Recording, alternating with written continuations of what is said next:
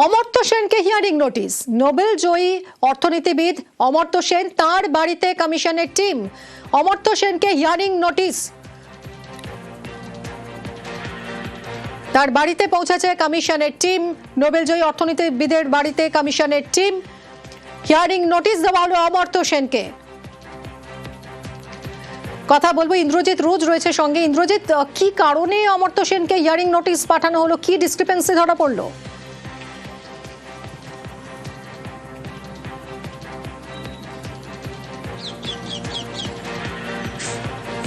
ইন্দ্রজিৎ, শোনা যাচ্ছে? অমর্ত্য সেনকে হিয়ারিং নোটিশ পাঠানো হয়েছে। নোবেল জয়ী অর্থনীতিবিদ অমর্ত্য সেনের বাড়িতে কমিশনের টিম পৌঁছে গেছে।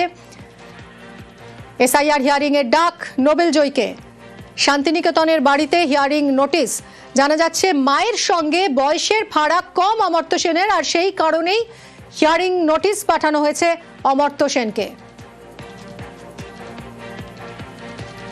ইন্দ্রজিতের সঙ্গে আবারও আমরা যোগাযোগ করেছি। ইন্দ্রজিৎ, কি জানা যাচ্ছে? আজ কমিশনের টিম পৌঁছেছে অমর্ত্য সেনের বাড়িতে, তাকে হিয়ারিং নোটিশ।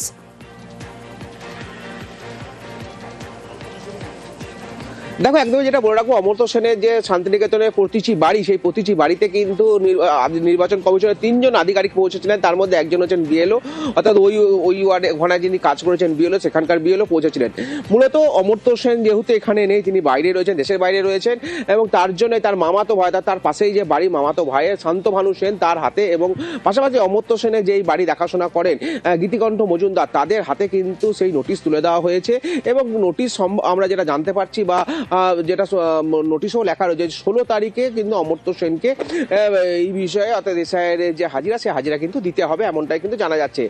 কি কারণে হাজিরা দিতে হবে? না, অমর্ত্য সেনের যে বয়স হয়েছে, সেই বয়সের কারণে কিন্তু অমর্ত্য সেনের মা এবং বাবার সঙ্গে 15 বছরের একটি বয়সের একটি বিভ্রান্ত রয়েছে। সেই বিভ্রান্তর কারণে বৈধ নথি দিয়ে তাকে কিন্তু ভারতের যে এসআইআর, অর্থাৎ পশ্চিমবঙ্গে যে এসআইআর চলছে, তার নথি কিন্তু জমা দিতে হবে, এমনটাই কিন্তু জানানো হয়েছে। অর্থাৎ সেখান থেকেই প্রশ্ন হচ্ছে যে অমর্ত্য সেন যেখানে ভারতরত্ন, তাকেও কিন্তু প্রমাণ করতে হচ্ছে যে তিনিও ভারতীয় নাগরিক। সেই বিষয়টাও কিন্তু সামনে আসছে। অনেকেই কিন্তু এমনটাই বলছে যে যিনি একজন ভারতরত্ন, যিনি নোবেল জিতে এনেছেন ভারতের জন্য, তাকেও কিন্তু প্রমাণ করতে হচ্ছে এই যে তিনি ভারতের একজন নাগরিক। একেবারেই তাই। ইন্দ্রজিৎ, ধন্যবাদ। আমি কারণটা আমি দেখিনি, আমাকে বলে এটা সই করে নি। কিছু বোধহয় ওদেরকে ইনফরমেশনে কিছু গন্ডগোল মিলছে না, হয়তো উনি ঠিকঠাকই দিয়েছেন, কিন্তু ওরা মেলাতে পারছে না। অত আমি পড়িনি কিছু, ওটাই ওনার কাছে আছে। বিএলও অফিস কারা কারা ছিলেন, ডেজিগনেশন তো 3-4 জন এসেছিলেন। এটা তো সিম্পলি করে ওকে হ্যারাস করার জন্য ডাকা হয়েছে। উনি আগেও ভোট দিয়েছেন বেশ কয়েকবার, তাই এখন আবার ডাকা হচ্ছে কেন? নোটিশে ওনারা যেটা একটা ভুল আমাদের দিয়েছেন, সেটা বলছে যে অমর্ত্য সেনের মায়ের সঙ্গে ওর বয়সের ডিফারেন্স 15 বছরের কম। অমর্ত্য সেনের যখন জন্ম হয়, তখন অমর্ত্য সেনের মায়ের বয়সের সঙ্গে ডিফারেন্স ছিল 19 বছর 6 মাস। কত বড় অমানবিক ব্যাপার যে তার বয়সটাকে তাদের লিখতে ভুল, হ্যাঁ, সেটাকে একটা অমর্ত্য সেনের মতো লোক, সারা বিশ্ববন্দিত মানুষ, তাকে একটা নোটিশ পাঠিয়ে দিল। এটা আমরা জানাবো যথাযথ। তথ্য চাওয়াটা হচ্ছে যে ওনারা ওই তার মায়ের বয়সটাকে রেকটিফাই করতে হবে। আর এই নিয়েই কমিশনকে কটাক্ষ, এসআইআর কটাক্ষ অভিষেক বন্দ্যোপাধ্যায়ের। নোবেল জয়ী অমর্ত্য সেনকে এসআইআর শুনানিতে ডাক। দেব স্বামীর মতো সেলিব্রিটিদেরও হিয়ারিং। বাংলার গর্বদের আনম্যাপ করার চক্রান্তের অভিযোগ। 26-এর ভোটে বিজেপি বিদায়ের ডাক। এসআইআরে হায়রে পোড়া কপাল, অমর্ত্য সেনকে হিয়ারিং এর নোটিশ পাঠিয়েছে। অমর্ত্য সেন ভারতবর্ষের জন্য নোবেল পুরস্কার জিতে এনেছে। দেশের নাম যে বিশ্বসভায় বিশ্ববন্দিত করেছে, উজ্জ্বলতম নক্ষত্র অভিনেতা দেব, তাকে হিয়ারিং নোটিশ পাঠিয়েছে। মোহাম্মদ শামি, যে ওয়ার্ল্ড কাপে খেলে দেশের জন্য বিশ্বকাপ জিতেছে, তাকে এসআইআর এর নোটিশ পাঠিয়েছে। নোটিশ পাঠিয়ে আনম্যাপ করে দেওয়ার চক্রান্ত। যারা বাংলার মানুষকে আনম্যাপ করতে চায়, আগামী দিন সেই বিজেপির ছাইপাসগুলোকে বাংলা থেকে আনম্যাপ করে চিরতরে ঝেঁটিয়ে বিদায় দিতে হবে। এই লড়াই সেই লড়াই। লোক দেখে তলব নয়, ভুল দেখে নোটিশ, পাল্টা দিলীপ ঘোষের। যেখানে নামের কোনো ভুল আছে, কিছু আছে, বা যারা ভোট টোট দেন না বহুদিন ধরে, সেই সব তারা যারা অনিয়মিততা দেখেছে সেখান থেকে লোক দেখে করছে না, নাম দেখে করছে, ওরা পাঠিয়ে দিচ্ছে। আর বয়স্ক মানুষ যদি কেউ থাকেন, আমার তো বক্তব্য হচ্ছে তার বাড়ি গিয়ে ভেরিফিকেশন হওয়া উচিত। সবাইকে ডাকাতে হয়, কিছু লোক বসে র্যান্ডাম আর নোটিশ পাঠিয়ে দেয়। যারা পাঠাচ্ছে তারা তো কর্মচারী, তারা তো জানে না কাকে পাঠাচ্ছে।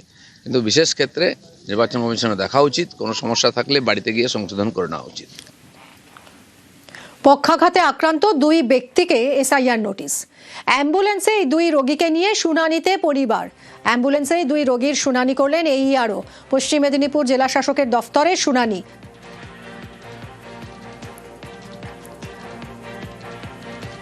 সেই ছবি দেখছেন আপনারা। পক্ষাঘাতে আক্রান্ত পালবাড়ির বাসিন্দা শেখ মনির উদ্দিন, একই এলাকার আলিমা বিবিও পক্ষাঘাতে আক্রান্ত। আর এই দুজনকেই এসআইআর এ ডাকা হয়েছে শুনানিতে এবং অ্যাম্বুলেন্সে করে পরিবার এদের নিয়ে যান। এরপর অ্যাম্বুলেন্সেই চলে শুনানি।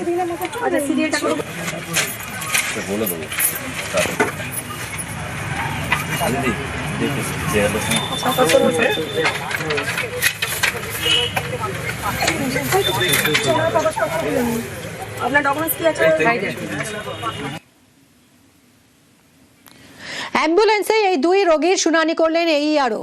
পশ্চিম মেদিনীপুর জেলা শাসকের দফতরে শুনানি হলো পক্ষাঘাতে আক্রান্ত এই দুজনের। কথা বলবো শোভনের সঙ্গে। শোভন, অ্যাম্বুলেন্সে করে আনতে হলো, তারপর অ্যাম্বুলেন্সের ভিতরে শুনানি করা হলো, কিন্তু বাড়ি গিয়ে শুনানি হলো না কেন এই দুজনের? দেখো, যেটা এই আরো যিনি ছিলেন, যিনি শুনানি করলেন এই 2 জন পক্ষাঘাত রোগীর, তার যেটা বক্তব্য যে যেহেতু ওরা অ্যাম্বুলেন্সে করে চলে এসেছিলেন এবং পরবর্তী সময়ে তাদেরকে বাড়ি ফিরিয়ে দেওয়ার কথা বলা হলেও যদি তারা বাড়ি চলে যেত তাদেরকে আবার পুনরায় নোটিশ পাঠাতে হতো এবং পরবর্তী সময়ে তাদেরকে বাড়িতে গিয়ে শুনানি করতে হতো। সেক্ষেত্রে হয়রানির শিকার হতো ওই 2 রোগী। যেই কারণে কিন্তু শুনানি কেন্দ্রে যেহেতু আজকে চলে এসেছিল তারা, এবং তাই অ্যাম্বুলেন্সের মধ্যে বসেই তাদের শুনানির যে প্রক্রিয়া, সেই প্রক্রিয়া কিন্তু আজকে সেরে ফেলা হলো, যাতে করে হয়রানির শিকার না হয় ওই 2 রোগী। সেই কারণেই কিন্তু এই ব্যবস্থা নেওয়া হয়েছিল নির্বাচন কমিশনের তরফে।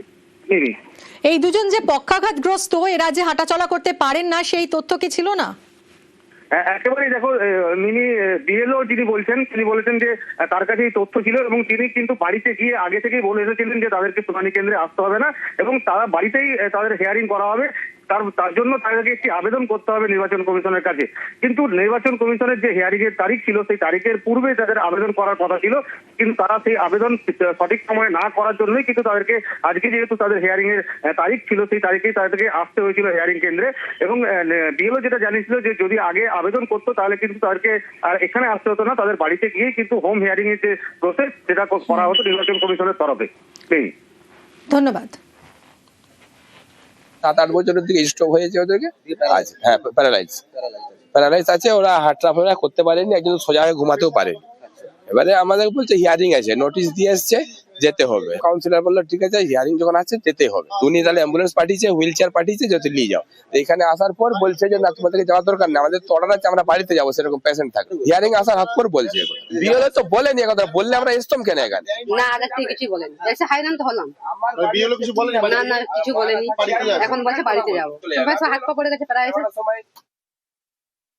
আমাদের তরফ থেকে হোম হিয়ারিং আছে, আমরা তো বিএলওদের সাথে যোগাযোগ রাখছি, বিএলওদেরকে জানিয়েছি, বিএলও ম্যাডাম আছেন, তাকে জানানো হয়েছে হোম হিয়ারিং যদি অসুস্থ মানুষ থাকেন আমরা হিয়ারিং শিডিউলের পরে বাড়ি গিয়ে হোম হিয়ারিং এর ব্যবস্থা রাখছি। যেহেতু আমাদের এখানে এসছেন, আমরা তো এখান থেকে ফিরবো না, আমরা দেখছি যতটুকু আমাদের তরফ থেকে করা যায়।